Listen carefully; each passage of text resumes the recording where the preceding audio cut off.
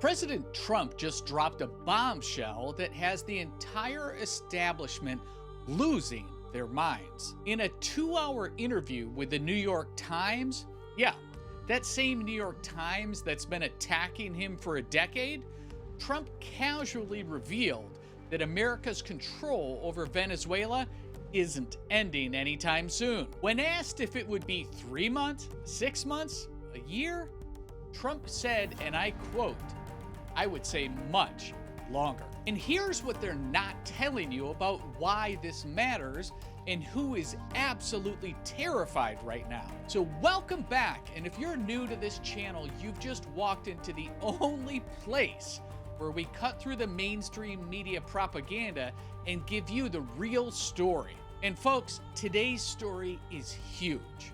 Here's what I'm going to break down for you. First, Trump's exact plan for Venezuela and why the timeline just got extended. Second, the billions in oil revenue we're talking about and who's getting a piece of it. Third, why the Democrat establishment is having a complete meltdown over this.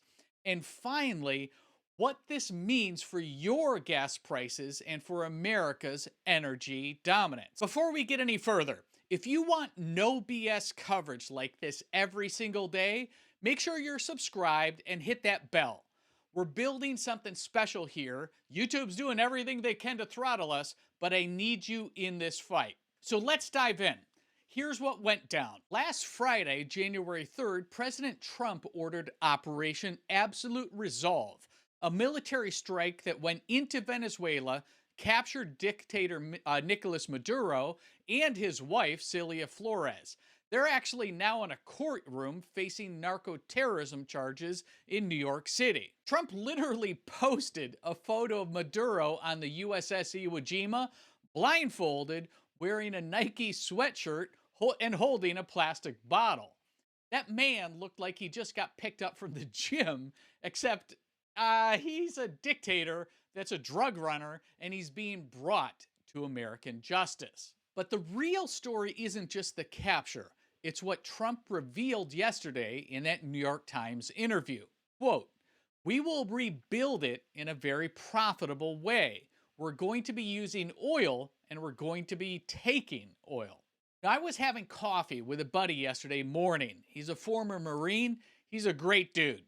And he sends me this article, and I'm reading it, and I'm thinking, wait, the establishment media has been screaming about this being a quick operation, in and out. Oh, Trump's just going after a drug dealer. I mean, can you believe this? The President of the United States just announced we're going to run another country, extract their oil, rebuild their infrastructure, and give the money back to them once we fix this disaster that's called socialism. And you know what the best part is? Venezuela has the world's largest proven oil reserves. We're talking about 30 to 50 million barrels that Trump announced we're taking immediately. Tomorrow, President Trump is meeting with the CEOs of Exxon, Chevron, and ConocoPhillips to discuss specifically rehabilitating Venezuela's oil sector. So let's hit the pause button for a minute. Drop a comment down below if you think this is what America First energy dominance looks like. So Donald Trump's energy secretary, Chris Wright, says he called these oil CEOs the minute Maduro was seized. These guys know Venezuela. They've operated there before. And now they're being invited back in to help us rebuild what socialism destroyed. So does this make sense to you? Of course it does. While the rest of the world is buying Russian oil and begging OPEC for production increases, Trump just secured one of the world's largest oil reserves for American interests. And here's the thing that nobody in the media wants to talk about. Venezuela should be rich. They have more oil than Saudi Arabia, but decades of socialistic mismanagement under Chavez and Maduro turned them into a failed state where 90% of the people live in poverty and 8 million people have fled the country. So when Donald Trump says we're going to rebuild it in a very profitable way, he's not joking. The infrastructure is shot. The refineries don't work. The extraction equipment is ancient. So you know what that means? American companies, American jobs, and American expertise. And the left, they're completely apoplectic and furious about this. But here's what nobody is talking about. This isn't just about Venezuela. This is Trump completely rewriting the rules of American foreign policy. Remember when Biden was president? Remember when we had to go beg Saudi Arabia to produce more oil? Do you remember when gas hit $5, $6, $7 a gallon in some states? Oh yeah, that strategic diplomacy of bowing to OPEC and buying Russian oil through third parties while pretending to care about human rights. Meanwhile, there's a failed narco state 500 miles from Florida with the world's largest oil reserves, run by a guy under a federal indictment who's been shipping tons of cocaine into American communities. And Trump looks at that situation and says, you know what? We're done asking for permission. And now CNN and NBC are running around with their hair on fire talking about violations of sovereignty and international law. And let me read you what Russia just said, because boy, this is rich. Russia called it a flagrant violation of the fundamental principles and norms of international maritime law. Russia, the country that invaded Ukraine, the country that's been propping up Maduro's regime for years. They're actually lecturing us about international law. You really just can't make this stuff up. And speaking of people who are big mad about this, the Democrat establishment is having a 5-alarm meltdown right now. Senate Democrats are pushing a resolution, voting on it actually today, to try to stop Trump from taking further action without congressional approval. Senator Rand Paul is co-sponsoring it, which, I mean, look, I respect Rand Paul on a lot of things, but this ain't it. This is Trump cleaning up a mess that's been festering for decades. And you know what's really funny? Remember how I talked about Minnesota fraud a few weeks back? Same thing here. Democrats spent years ignoring Venezuela while Maduro was shipping drugs into American cities. And now that Trump actually does something about it, they're clutching their pearls. Now, if you're still watching, you're going to love this next part, because the White House press secretary said something yesterday that the media is desperately trying to memory hole. Make sure you hit that like button right now, because this next part is totally fire. Wednesday, White House press secretary Carolyn Leavitt was asked about Venezuela's interim government. That's Delcy Rodriguez, who was Maduro's vice president and is now acting president. And a reporter asked, is this U.S. dictating policy to Venezuela?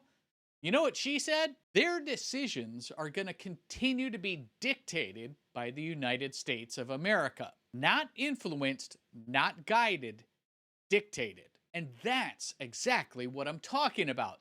That's the American power that's actually being used for American interests. Now, I'm going to say something that might make some people uncomfortable, but I think it needs to be said. Maybe I'm crazy, but this is exactly what America should have been doing the last 30 years instead of nation building in Afghanistan and Iraq, all while getting nothing in return. Venezuela is in our hemisphere.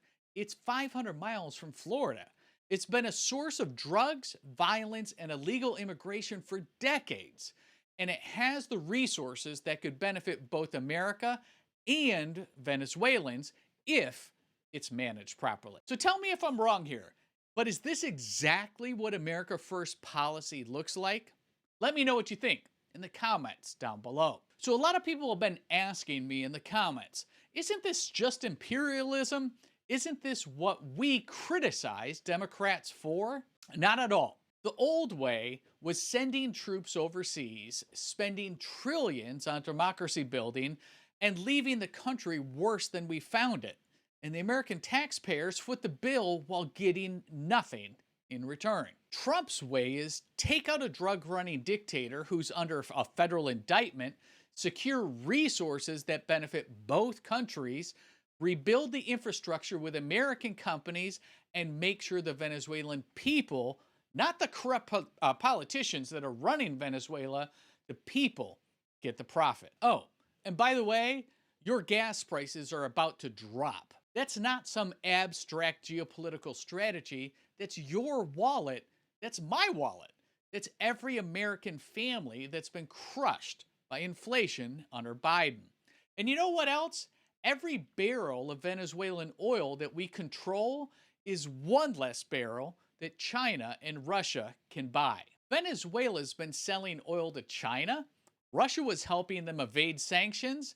And now all of that is totally cut off. So President Trump isn't just securing American energy independence, he's dominating the global market. So let's pause for a second. The best comment is going to get pinned. Here's your question.